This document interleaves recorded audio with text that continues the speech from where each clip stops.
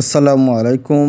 আজকে উপস্থিত হয়েছি মাদ্রাসা শিক্ষা অধিদপ্তরের অধীনস্থ শিক্ষক কর্মচারীগণের ইএফটিতে বেতন সম্পর্কে, অর্থাৎ মাদ্রাসা শিক্ষা অধিদপ্তর প্রশাসন শাখা থেকে একটি জরুরি বিজ্ঞপ্তি প্রকাশ করা হয়েছে। আজকে ইএফটি সম্পর্কে এই বিজ্ঞপ্তি নিয়ে আলোচনা করছি, অর্থাৎ ইএফটিতে মাদ্রাসা শিক্ষা অধিদপ্তরের অধীনে শিক্ষক কর্মচারীদের বেতন সম্পর্কে কখন, কবে, কিভাবে ইএফটি চালু করা হবে এবং ইএফটিতে কি করতে হবে ইত্যাদি বিষয়ে এই বিজ্ঞপ্তির মাধ্যমে আজকে তুলে ধরছি।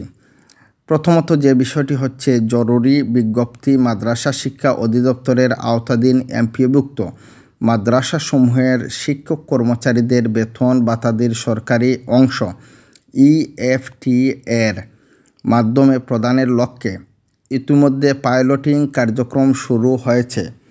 তা যে বিষয়টি হচ্ছে যাহা শেষ পর্যায়ে রয়েছে, পাইলটিং শুরু হয়ে কাজটি এখনও শেষ পর্যায়ে রয়েছে। পাইলটিং কার্যক্রমের সাথে সম্পৃক্ত মাদ্রাসাসমূহের ফেব্রুয়ারি 2025 মাসের বেতন, অর্থাৎ 2025 সালের ফেব্রুয়ারি মাসের বেতন ভাতাদি এর সরকারি অংশ ইএফটির মাধ্যমে প্রদান করা হবে।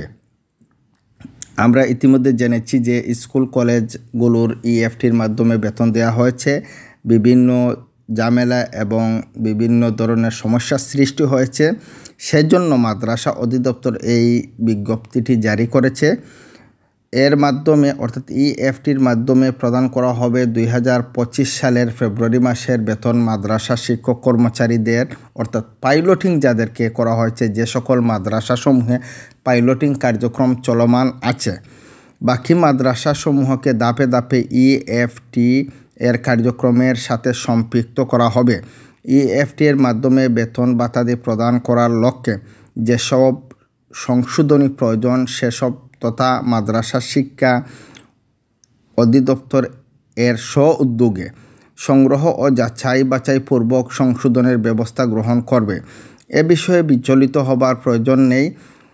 তাছাড়া যে সকল মাদ্রাসা শিক্ষক কর্মচারীগণের ইএফটি এর মাধ্যমে বেতন ভাতা পেতে বিলম্ব হবে, তাদের চলমান প্রক্রিয়ায় বেতন ভাতা প্রদানের কাজও অব্যাহত থাকবে, অর্থাৎ এমপিও শিটের মাধ্যমে বা এমপিও এর মাধ্যমে বর্তমানে যে মাধ্যমে বা যে প্রক্রিয়ায় চলমান আছে বেতন ভাতাদি, সেই প্রক্রিয়ার মাধ্যমে বেতন ভাতাদি অব্যাহত থাকবে, অর্থাৎ চলমান থাকবে। সম্প্রতি লক্ষ্য করা যাচ্ছে যে কিছু কিছু কুচক্রী মহল ইএফটি এর মাধ্যমে বেতন ভাতা করিয়ে দেওয়ার নামে বিভিন্ন মাদ্রাসার শিক্ষক কর্মচারীদের নিকট হতে অর্থ দাবি করে আসছে বা আর্থিক লেনদেনে জড়িয়ে পড়ছে, যা মোটেও কাম্য নয়।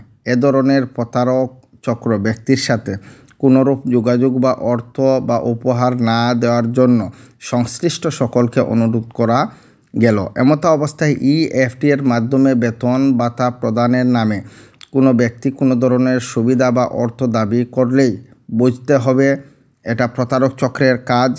সাথে সাথেই নিকটস্থ থানা, পুলিশ অথবা মাদ্রাসা অধিদপ্তরকে জানানোর জন্য বিশেষভাবে অনুরোধ করা হলো।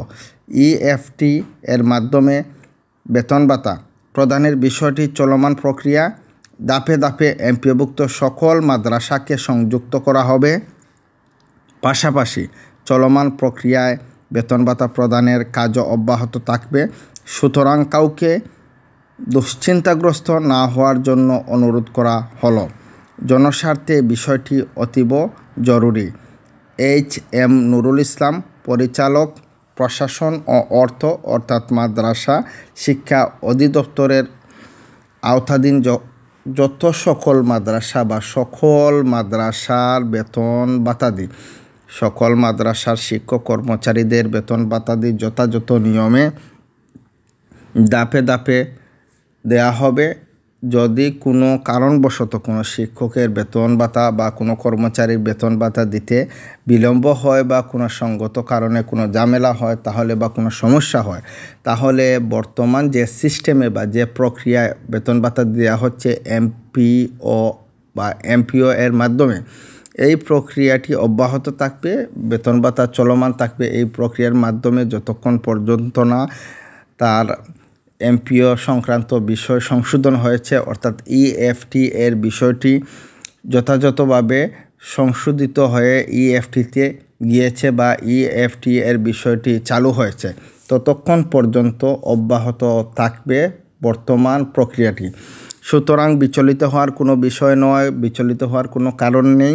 মাদ্রাসা শিক্ষা অধিদপ্তর যথাযথ নিয়মে যথাযথ কার্যক্রমের মাধ্যমে সকলের বেতন অব্যাহত রাখবে। এই বিষয়টি অতীব জরুরি বিজ্ঞপ্তির মাধ্যমে মাদ্রাসা শিক্ষা অধিদপ্তর সকল শিক্ষক কর্মচারী এবং সংশ্লিষ্ট সকলকে জানিয়ে দিয়েছে। আজকে এই পর্যন্ত। ধন্যবাদ সবাইকে।